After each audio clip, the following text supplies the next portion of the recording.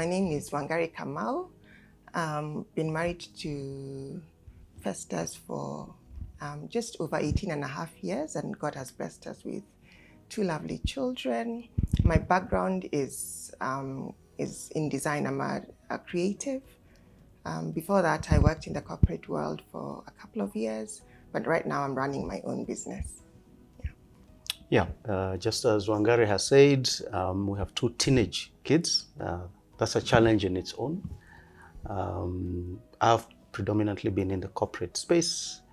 I have a background in accounting, and that's where probably this topic becomes critical for us. But currently leading a BPO business, an outsourcing business in Kenya.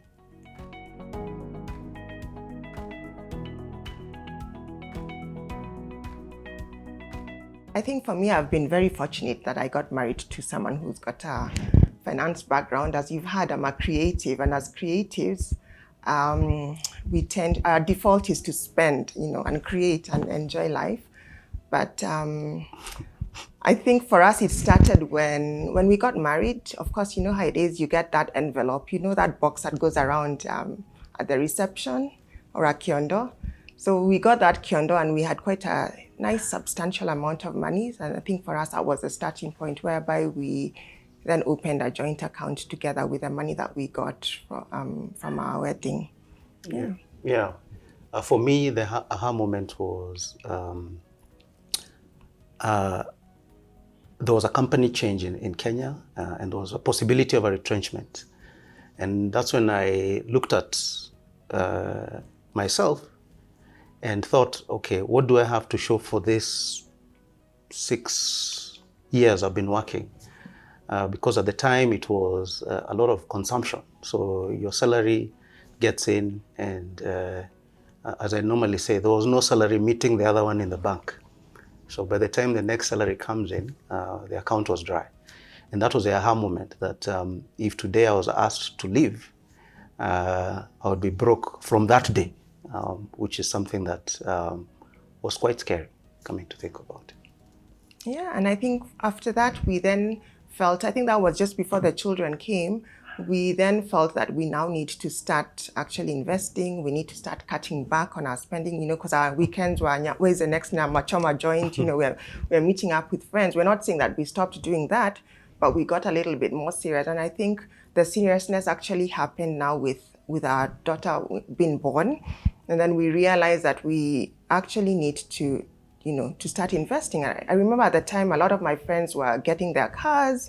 I was working from home at the time because the company that I was working for didn't have an office locally. So each one of us was working from home. But I felt like, look, I need to also get myself a car.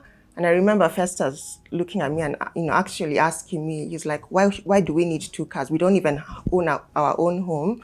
Are we gonna be living in the car? I was like, hey, okay, I thought that was a bit harsh, but he really did have a point, yeah. And and then from a practical point of view, it was tough decisions. It was opening an account. I remember my late dad telling my brother and I that in reference to an ATM card, because ATM were pretty new in the country, and he kept telling us, these little things you're plugging into the hole, into the wall and drawing out cash will be what causes you not to succeed in life. And that thought then came to me, and I ran my bank statement over the last 6 months, and I calculated the number of ATM charges that were on the statement. And it was a huge amount, because on some days, especially weekends, you will visit the ATM 3 or 4 times.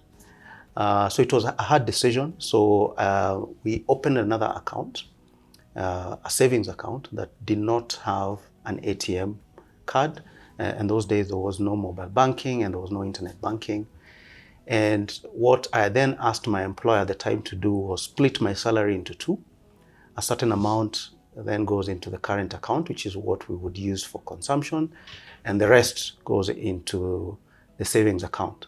Now, the human mind works in such a way that if you log in into your account and you wanted to withdraw 2,000 shillings, and you look at the balance and there's 50,000, you'll end up withdrawing 8. But if you log in into your account and find you have 10,000 and you wanted 2, you will withdraw 1. So just that visual aspect of there isn't money when I dip my card into the ATM machine was in itself a forced saving. And as Wangari said, we made other decisions. We started budgeting.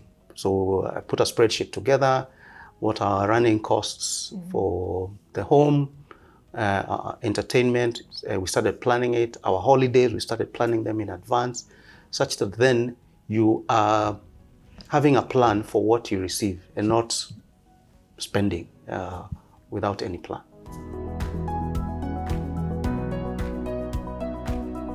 I think number one, it starts with communication, that you're able to communicate and also have a plan. And I think that has helped us because we know this is where we want to go and we talk about the things that we want to do together. And so for us, I think communication is key. And the fact that we talk about things, just makes it that much easier. Yeah. And I think the other key ingredient is trust. And trust is critical because if you're having a joint account, you need to be sure that your partner is trustworthy. Your income is all going into one account, and you need to be sure that both of you are in agreement in terms of how you will spend. So that's a key component. And one of the things, because we serve in church, one of the things that we advise couples is to ensure that before you make that leap, is you need to trust your partner and probably sit down and put together a plan on who will be making what decisions. I think that is the other critical piece, that we're both gifted in different ways. So for us, it came naturally to me that I'm good with numbers. But that does not remove the fact that I still need to discuss when making, for example, an investment, when making changes to consumption, where we will go on holiday, if there's a holiday planned, and things like that. So communication and trust are the critical piece. It was not difficult, at least for us. Again, because I've mentioned there's a natural leaning towards finance on my part. But I'm aware that in most couples, that doesn't come naturally. And I think the critical thing here is trust, discipline, and communication. And then we've also learned to, as he's mentioned, he's a stronger person financially. So we learn to leverage on each other's strengths, and you let the person who is a stronger person lead, and then you follow. So it all comes back down to, again, that just being together as one unit, yeah.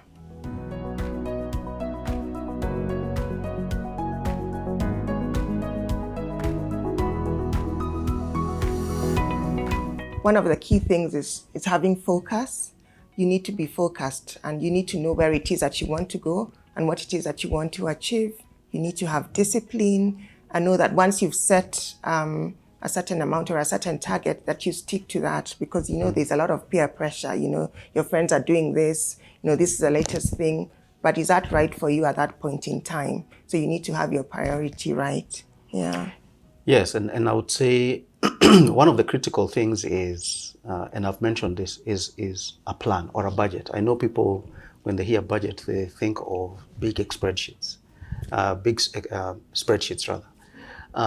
And a budget is a simple thing as listing down what you're getting in terms of income from both of you, and then what are your regular spending, so your utilities, power, water, transport, food, rent, just list them down so that you know what you spend your money on.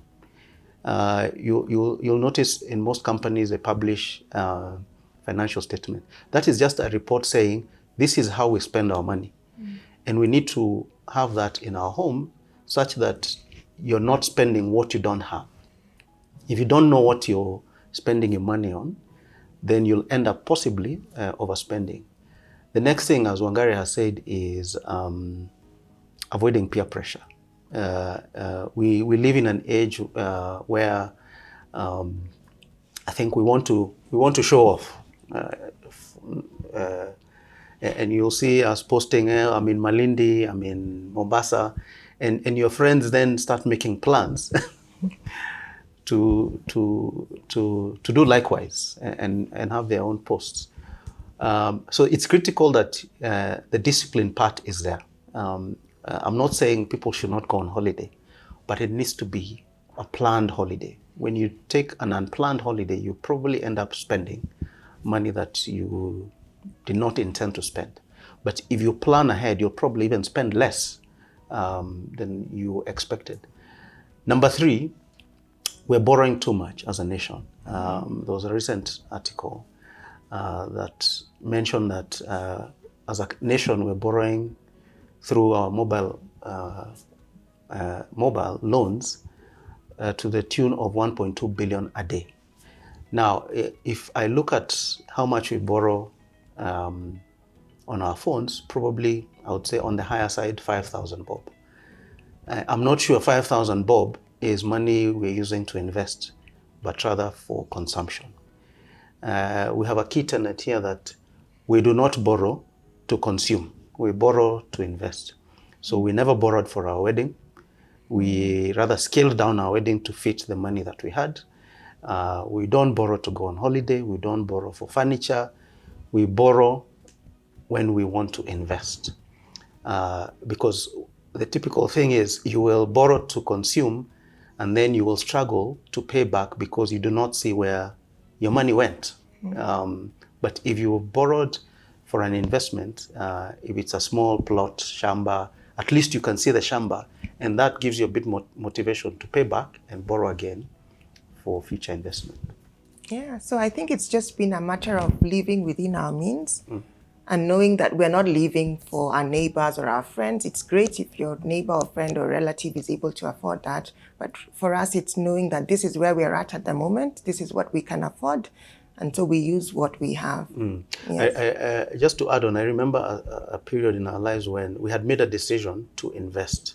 We got a home somewhere and we were paying for it. And so other things took a backseat. So I remember driving an old car.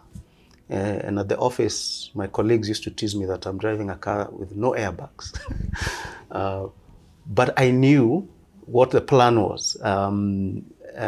So what I'm trying to say is people will always comment. Whatever decision you make, if you decide to invest, people will make noise about your investments. If you fail, people will still make noise. So I think what we're saying is make the right decision. You'd rather people are looking up to you rather than making you an example of what not to do.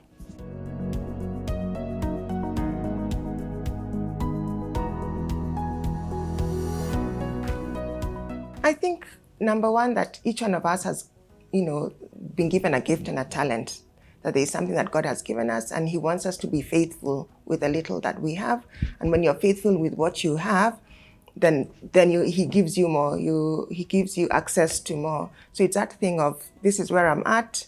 Let me be faithful with the little that I have, and I know God is going to increase it. And also on giving. Yes. Yeah. Yes, the Malachi text, I think, is critical for us in terms of tithing. And I know this is a contentious issue for many in terms of the many discussions of how do you tithe, when do you start tithing. We started tithing very early when we met. And my principle is you'd rather start early, because as your income continues to grow and as you continue to be blessed by God, then tithing is already part of your DNA. Your DNA. It's part of your giving in terms of your budget. So it comes naturally. So you don't strive to give later on in life. So that's a key principle that we've never failed to adhere. We always tithe, and we've always encouraged our kids to also do likewise.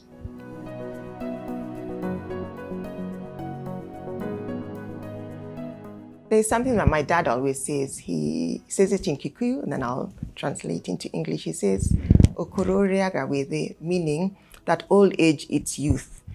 He says, he keeps reminding us that, remember, old age is coming, and when old age comes, it will knock on your door and say, hey, I'm here. What did you keep for me when you are younger? I want the stuff that you kept for me when you're younger. That's what I want to eat now. So for us, that's a constant reminder that we're getting older. The runway is getting shorter and shorter. And so it's a matter of, you need to start now, because old age is coming, and old age will ask, what did you keep for me to eat, in these days when you have less strength? Yeah. Yeah, and maybe to tag on to that, we now have good examples from our parents, our relatives, who are ahead of us, and we've seen how their lives have gone. And in both circumstances, we know of relatives or family members who have invested well, and they're now enjoying in their latter years. And we also have relatives or friends that we know who didn't make those informed decisions and are now requiring help from family members. So just as Wangari has said, the runway is always getting shorter, and there is no better time to start than today. The other thing I would say, and it's key for this season that we're in, we need to be investing in first a medical cover. I think in old age you find two things. One, your body is now weak and you require more support medically. But two, we've also come to realize in this season that we're in that without medical cover, then you would struggle. So those are critical things that one should invest in. And number two is a pension. And this is in line with what Wangari is saying. We fail to invest early in life, and therefore when we get to that point where we no longer have the energy or the time to generate enough income, we struggle to store for that old age that Wangari is talking about.